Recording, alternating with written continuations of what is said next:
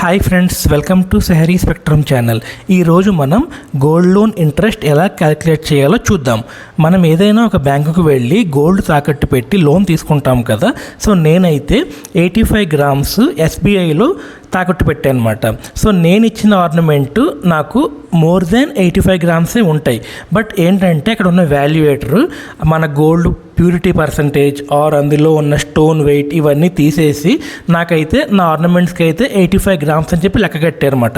So నార్మల్గా state bank of ఇండియాలో 85 grams into నాకు ఒక గ్రాముకి వచ్చేసి 4,000 రూపాయల వరకు నాకు లోన్ అయితే ఇస్తారన్నమాట, గోల్డ్ లోను.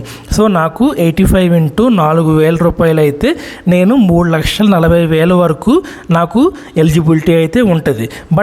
బట్ నేనేం చేశాను అంటే 3 లక్షలకైతే ప్రాసెసింగ్ ఫీజు అనేది 0 మన state bank of India gold లోన్లో. సో నేను ఇది అగ్రి గోల్డ్ లోన్ అని చెప్పేసి నా అగ్రికల్చర్ పాస్బుక్ లాంటిది పెట్టేసి ఈ 3 lakhs అనేది గోల్డ్ లోన్ కింద తీసుకున్నాను అనమాట. సో నాకు ప్రాసెసింగ్ ఫీజు 0 పడింది. బట్ ఇక్కడ ఇంకో ఫీజు ఉంటుంది, ఏంటంటే వాల్యుయేటర్ ఫీజు అని చెప్పేసి. సో 300 ఆర్ 350 రూపాయలు మనం వాల్యుయేటర్కి అయితే మన అకౌంట్లోని డెబిట్ అవుతాయి అన్నమాట. సో ఈ ఫీజు అనేది ఇంకా కంపల్సరీ. సో ఇది 2024 మేలోనైతే నేను ఒక 3 lakh రూపీస్ అయితే నేను లోన్ తీసుకున్నాను. సో నాకు ఇది వాళ్ళు 72 పైస్ అని చెప్పారన్నమాట. సో ఈ 72 పైస్ అనేది ఏంటంటే నాకు పర్ మంత్ పడుతుంది. ఓకే, ఈ 72 పైస్ అనేది నాకు అంటే పర్ మంత్ అంటే 100 రూపాయలకు గాను నాకు 72 పైసల వడ్డీ అయితే పడుతుందన్నమాట. సో పర్ మంత్ వడ్డీ కదా. సో ఇప్పుడు నాకు మంత్ వడ్డీ ఎంత పడుతుంది అంటే 3 లక్షలు ఇంటూ 72 పైసలు అంటే 0.72 డివిజిబుల్ బై 100. సో మీరు ఈ లెక్క కనుక చూస్తే మనకి పర్ మంత్ వడ్డీ అనేది పర్ మంత్ మనం గోల్డ్ లోన్కి ఎంత వడ్డీ అనేది తెలుస్తుంది అన్నమాట. So 3 lakhs into 0.72 divisible by 100. So నేను ప్రతి మంత్ 2,160 రూపాయలు వడ్డీ అయితే మన state bank of India gold loan వాళ్ళకైతే కట్టాలన్నమాట. సో బట్ వీళ్ళు ఈ వడ్డీని మంత్ వైజ్ అయితే ఇయ్యరన్నమాట.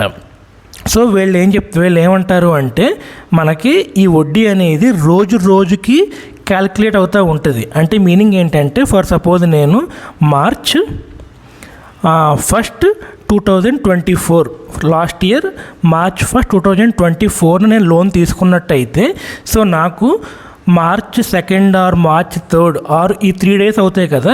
ఫర్ సపోజ్ ఆ 3 daysకి నాకు ఎలా క్యాలిక్యులేట్ చేస్తారు అంటే ఇక్కడ మీకు 2160 పర్ మంత్ అయింది కదా. సో డివిజిబుల్ బై మార్చ్లో ఎన్ని రోజులు ఉంటాయి అంటే 31 days ఉంటాయి.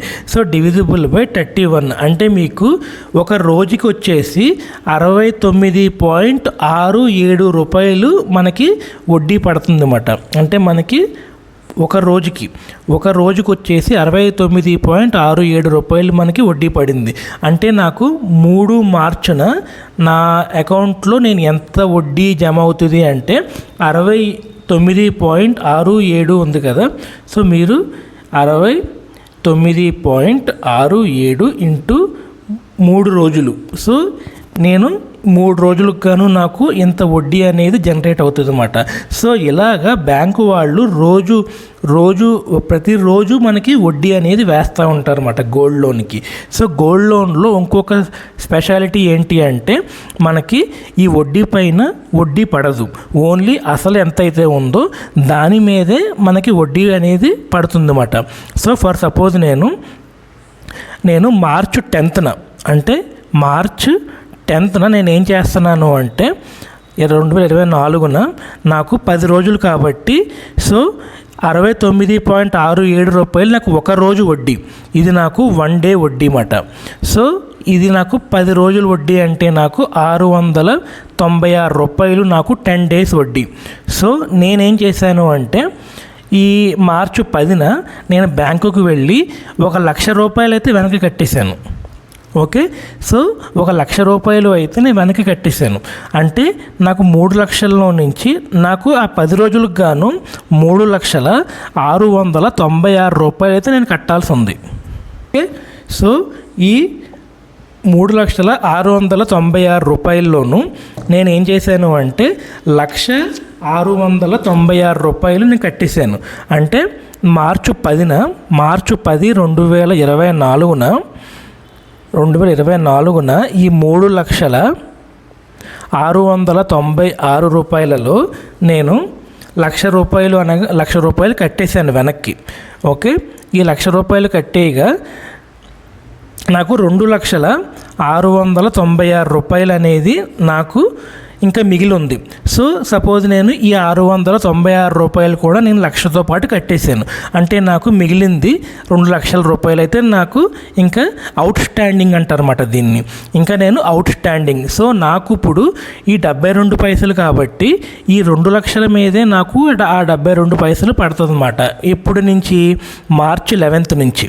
సో మార్చి 11 నుంచి నాకు 2024 నుంచి ఈ 2,00,000 మీదే నాకు ఈ 72 పైసల వడ్డీ అయితే జనరేట్ అవుతుంది. అంతేకాని నాకు ప్రీవియస్గా తీసుకున్న 3,00,000 మీద నాకు వడ్డీ అనేది పడదన్నమాట.